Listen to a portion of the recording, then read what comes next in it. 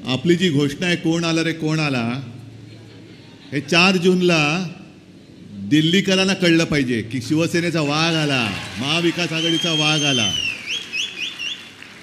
कारण नाहीतर या घोषणेमध्ये काय अर्थ नाहीये. आणि आता मोदीजी सगळीकडे फिरतायत, माननीय शहासाहेब सगळीकडे फिरतायत, पण तुम्ही सगळे रायगडकर आहात. मी मुख्यमंत्री होतो तेव्हा मला आठवतंय की 2 चक्रीवादळ आपल्या इकडे येऊन धडकली होती. त्या चक्रीवादळांचा आपण सामना केला. त्या चक्रीवादळाचा सामना करणारे रायगडकर हे फडफडणाऱ्या पंख्याचा सामना नाही करू शकत. ती दोन चक्रीवादळं होती.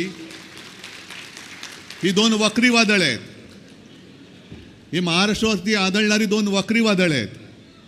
आणि चक्रीवादळाचा सामना करणारा रायगडकर या वक्री वादळांचा सुद्धा सामना केल्याशिवाय राहणार नाही, हा माझ्यात आत्मविश्वास आहे. एकूणच निवडणुका आता टप्प्याटप्प्याने घ्यायला लागलेले आहेत. पण ते टप्पे करत असताना आपल्याला मात्र ते फुलटॉस देत आहेत.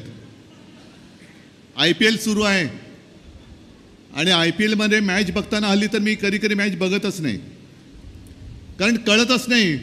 अरे हा खेळाडू आपल्या मुंबईचा होता ना, नाही तो दिल्लीकडनं खेळतो. अरे हा दिल्लीचा होता ना, तो हैदराबादकडनं खेळतो. हैदराबादचा बंगलोरकडनं, बंगलोरचा राजस्थानमधून, कोण कलकत्त्यामधून. मग हे बोली लावून सगळे खेळाडू, तो खेळ आहे.